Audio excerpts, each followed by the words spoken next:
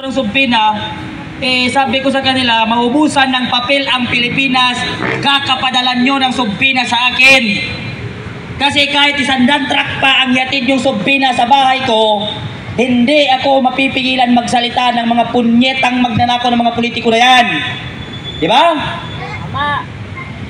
May nagtanong na isang reporter doon sa tagapagsalita ng mga bobo doon sa Malacanang na si Claire Castro di bobo di puta di tanga.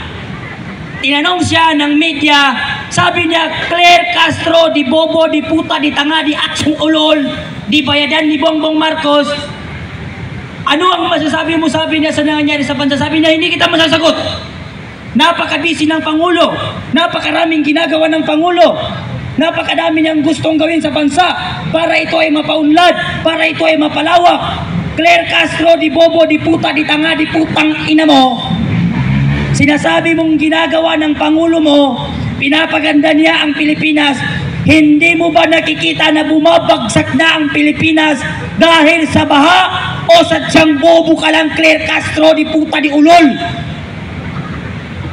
Nakakainis tong si Claire Castro, bobo Ewan mo kung bakit yan napili ni Bongbong Marcos. May bangag na Pangulo, may bobo na tagapagsalita, may mga congressman na ulul na magnanakaw. Tama! Bahang-baha na yung Pilipinas Lubog na sa baha. Mas inuna pa yung pagpapakulong doon sa isang vlogger na nag-caption lang na headshot. Tapos yung congressman na bilyones, trilyones ang ninakaw sa bansa, hindi maipakulong ng putang inang gobyerno na ito. Nag-caption lang headshot. Tapos may arrow na red, huli kaagad, walang investigasyon. Pero si Zaldico na mukhang burat na magnanakaw, si Martin Romualdez na mukhang pek-pek na magnanakaw, hindi na ipakulong. Ilang buwan na ang lumipas itong investigasyon ng mga bobong kongresista sa House of Buhaya, wala pa rin nakukulong. Natatakot silang ipatawag kasi pag pinatawag nila yung pinakamalaking buhaya, pati sila mawawala ng sahod. Ngayon, pinadalan pa ako ng Subpina. Kuya Park, ang saya ng mga adik na vlogger na mga loyalista. Yung mga vlogger ng nasa kabila ng mga adik, natuwa kasi sabi nila nakulong si Kuya Park. Ngayon, di na siya makapagsalita. Putang ina mo, andito ako sa stage, sa Liwasan Bonifacio. Kala niya matatakot ako sa Subpina niya. Kaya mga walang utak itong mga vlogger Nagbubulag-bulagan kayo, nagbibingi-bingihan kayo. Lahat tayo biktima ng korupsyon sa ating bansa. Nakita niyo yung babae dun sa luneta natin na nagsasalita? Na nakaganito ang kamay? Nangitim na ang kilikili. Kasi kahit pambili ng tawas, ninakaw ng mga kongresista.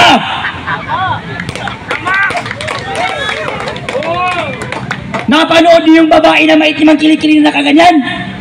Kahit pambili niya ng tawas, ninakaw ng mga politiko.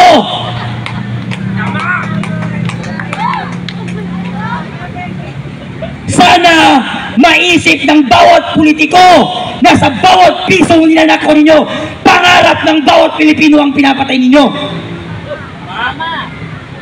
Habang ang mga estudyante naglalakad sa eskwelahan, lumulusong sa baha, walang pambili ng uniform, walang pambili ng tapaso, sapatos.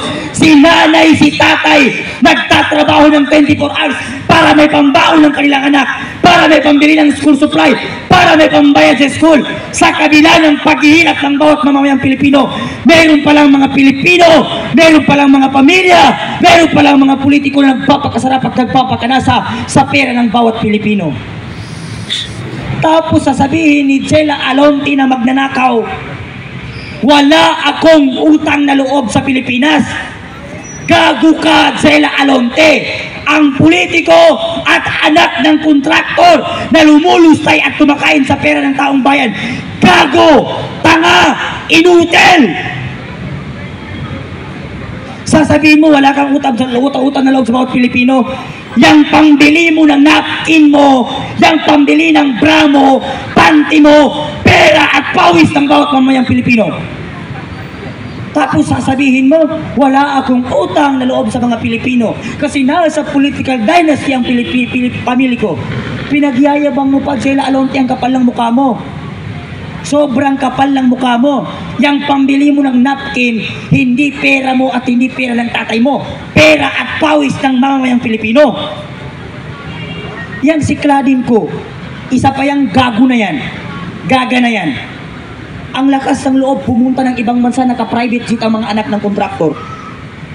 Habang ang mga kabataan nagsuswimming sa baha, yung mga anak ng kontraktor nakasakay, naka-private jet nandoon sa ibang bansa.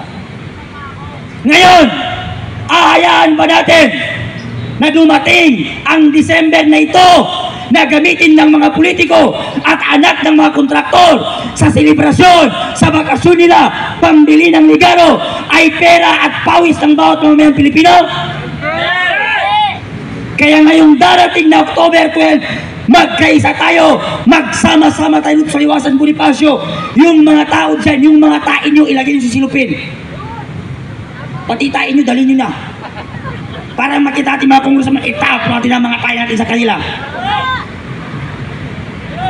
Nakita ba ng mga kongresista na yan yung mga taong nakatas ng bundok? Nakita ba nila yung mga matatandang hindi mapa-hospital kasi walang pera? Nasubukan ba nilang magtanim ng palay sa bundok? Nasubukan ba nilang mag-araro at magbilad nasa araw na 24 hours para merong mapakain? Hindi. Nasa aircon sila eh. Kaya kahit anong sigaw natin, hindi tayo maririnig. Kasi ang mga ulol na magnanakaw na congressman naka-hairpads ang mga buang.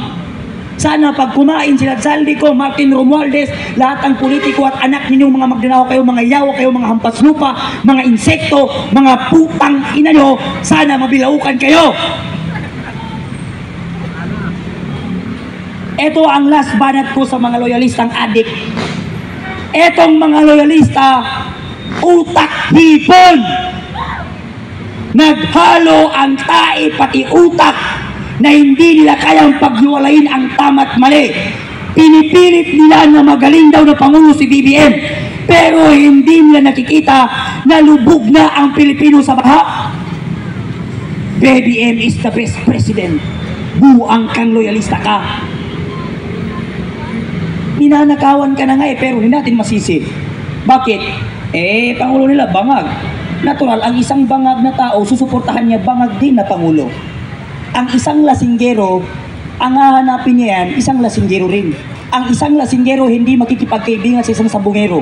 Ang sabungero, pag yan, nakipag-gismis sabungero din ang hahanapin niya. Ang lasinggero, ganun din. Si BBM, bangag eh.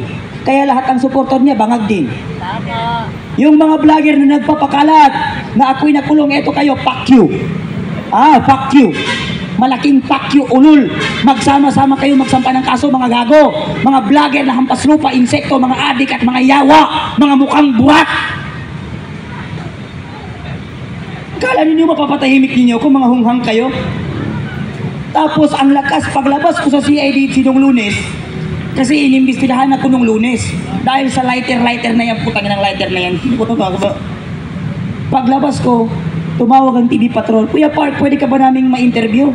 Sabi ko, sige. Sabi niya, anong masasabi mo, anong naging reaksyon mo nung pinadalang ka ng subpina? Sabi ko, hindi ka ba bobo? Hindi mo ba alam na ikaw ang dahilan kung bakit ako pinasubpina? Dahil sa balita mong fake news? Ito mga media, mga gago eh. Lalo na itong TV Patrol. Buang itong mga TV Patrol, mga media. Magaling mag-edit, kung ano lang gusto nilang ipalabas, yun lang. Kaya wala akong tiwala. No? Kaya hanggang dito na lang, maraming salamat at magandang gabi.